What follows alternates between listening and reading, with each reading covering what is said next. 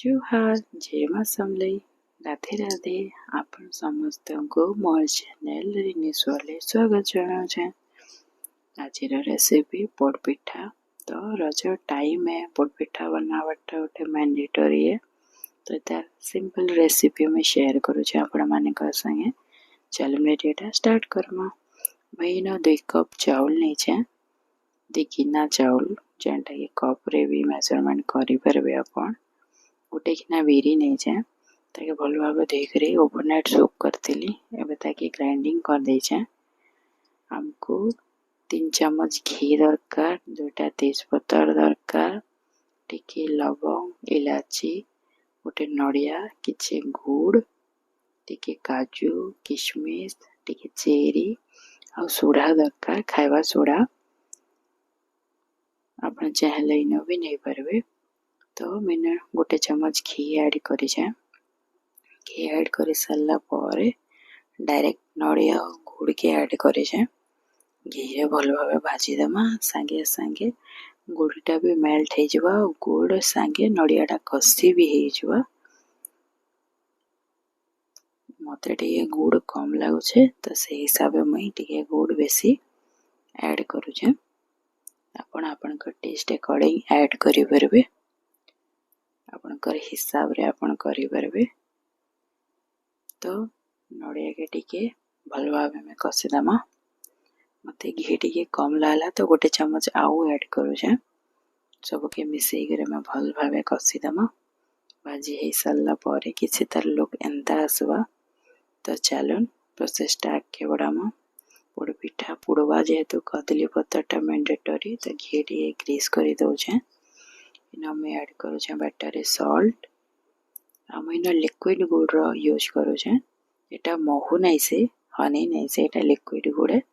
तो जदि cup measurement रे कहमा हम जेन गिना रे चाउल बिरी नेतिली सेथरे गोटे फुल गिना ऐड करी छे।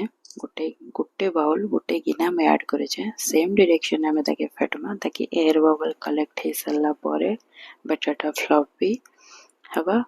आउ एथरे ऐड करमा सोडा। एब ऐड करमा जेन कसा हितला नड़िया किछि। आउ ऐड करमा किछि काजू किशमिश जेंटा के हमें रखी थिला किछि बचे करे रखमा गार्निशिंग लगी। एज यूजुअल सेम डायरेक्शन में ताके फेटी दमा ताकि ये फ्लफी हे जावा। तो एब ऐड करमा डायरेक्ट मोल्ड रे। आपण चाहले किनसे भी मोल्ड नहीं परबे। मोई ना बेसिक ही करे छे। गोटे प्रेशर कुकर नहीं छे आ गोटे डेक्ची नहीं छे, सेथरे ही बनामी बेक करमी। तो टिके स्प्रेड कर दमा इवनली। एब ऐड करमा नड़िया कसा जेंटा हमें रखी थिला बने करी। टिके इवनली स्प्रेड करबे ताकि खाइला बेले ऑड नहीं लागो। सेम टेस्ट सेम फ्लेवरटा सब बाइट रे इक्वली आसु। तले जेन बैटरटा दउजु हम टिके कम देबे। मझे नड़िया कसा तार ऊपर आउ थरे बैटरटा पोर हवा। डायरेक्ट गोटे जगह रे पोर नहीं करबे।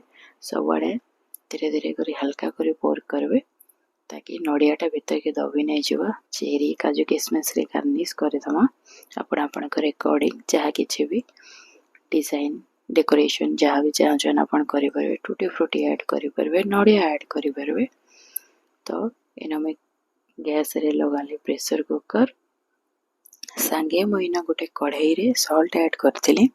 प्राय मैं बेकिंग कला वाला सॉल्ट टा यूज करसी ताकि 10 मिनट्स प्री हीट करथिली हाई फ्लेम रे। एबे गोटे स्टैंड लगामा आ से डेक्चीटा बसई दमा जेंथिरे हमें पोड़ पिठाटा बनावले जाउछु। आ गोटे कवर एंता ही कवर गोटे ऐड करबे जेंटा कि कढ़ाई संगे कढ़ाईटा के भी ढांकी पारुथबा।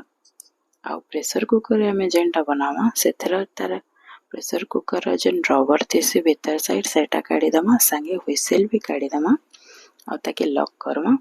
ध्यान रखबे इटा व्हिसल ले काढबाटा जरूरी है, नेले पुड़ी जवा। पण देखि परथबे केते सुंदर पिठाटा पूरा रेडी हे सालान। मझिरे में थरे दिता चेक करथली छुरीटा बहुत क्लीन आसलान। एबे पिठाटा रेडी हे गला। Time to serve. आपण देखि परथबे केते सुंदर केते ही बढ़िया देखा जाउछे। टेस्ट रे भी बहुत ही लाजवाब थिला। आपण ई रेसिपी रे थरे ट्राई करबे, आपनको निश्चय भल लागबा। वीडियो जदि आपनको भल लागिथिबा लाइक करबे, समस्तक साथे शेयर करबे, सब्सक्राइब करबा lai नहीं भूलबे। संगे संगे बेल आइकन प्रेस करबे ताकि आपण सबले मन नवा नवा वीडियो देखि परबे। वीडियोटा के पूरा देखिथिबारु आपण समस्तक धन्यवाद। जय मां समले, राधे राधे।